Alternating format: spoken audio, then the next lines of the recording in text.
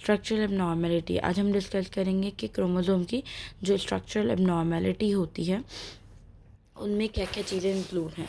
Structural abnormality हमने इससे पहले न्यूमेरिकल एबनॉर्मेलिटी पढ़ी थी, जिसमें या तो क्रोमोसोम की तादाद बढ़ रही थी या कम हो रही थी। अब हम पढ़ेंगे कि स्ट्रक्चर में किस तरह से चेंज आता है। आपको पता है, एज यू ऑल नो, कि जो कि हम डिस्कस कर चुके हैं structural rearrangement of single chromosome में क्या क्या इंक्लूड है। इन्वर्जन, डिलीशन, आइसोक्रोमोसोम रिंग फॉर्मेशन, ये हम ऑलरेडी सब डिस्कस कर चुके हैं। इसको मैं फर्दर और डिस्कस करने जा रही हूँ इसमें। जैसे आपको पता है कि क्रोमोसोम जो है उसके 2 आर्म होते हैं, एक पी आर्म और एक क्यू आर्म, शॉर्ट आर्म और लॉन्ग आर्म। इसके बारे में आपको थोड़ा बहुत आइडिया होगा ही। तो अब इसमें होता क्या है, जो हम पढ़ने जा रहे हैं, जिस तरह से इन्वर्जन है, ये मैं डायग्राम के थ्रू बताऊंगी ताकि आपको समझ आए। इन्वर्जन में क्या होता है कि जिस तरह से कोई भी ब्रेक, लाइक ये क्रोमोसोम है, इसके एग्जांपल ले लेते हैं। ये क्रोमोसोम 1 जिसके ऊपर मैंने लिखा है, इसमें आप ये देखिए कि इसका जो एक छोटा सा पार्ट है, इसे मैं कलर्ड कर देती हूँ। ये क्या होगा, ये इन्वर्ट हो जाएगा, उलट जाएगा।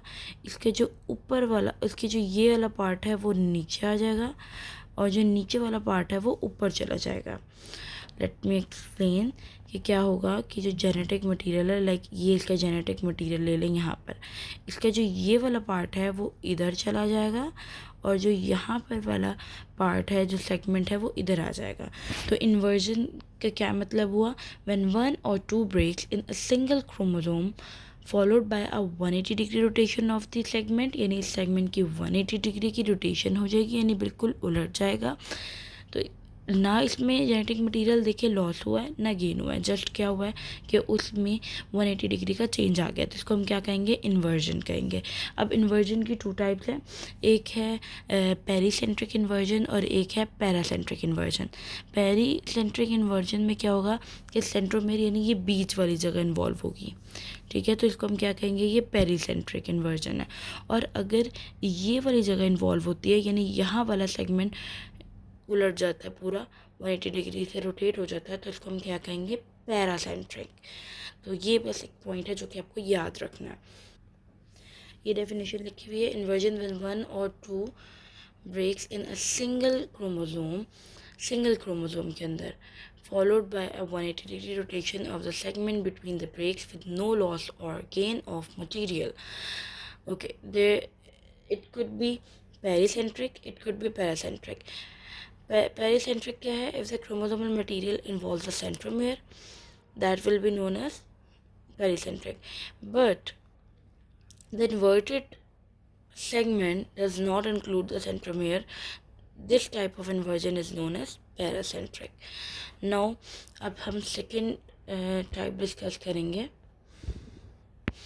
ये है, इसके दोबारा से डायग्राम में आपको बता रहे हैं, ये है पैरासेंट्रिक। देखें सेंट्रोमेयर क्या है, सेंट्रोमेयर ये रहा, ये वाली जो जगह होती है ना, इसे कहते हैं हम सेंट्रोमेयर। इस क्रोमोसोम का ये है, ये रहा, इसका ये रहा सेंट्रोमेयर, इसका ये रहा। अगर यहाँ से कोई सेगमेंट होता और वो उल्टा हो रहा होता तो हम इसको क्या कहते, हम इसको पेरीसेंट्रिक कहते। और अगर यहाँ से हुआ है, इसमें सेंट्रोमेयर इंक्लूड नहीं था, तो उसको हम क्या कहेंगे, पैरासेंट्रिक।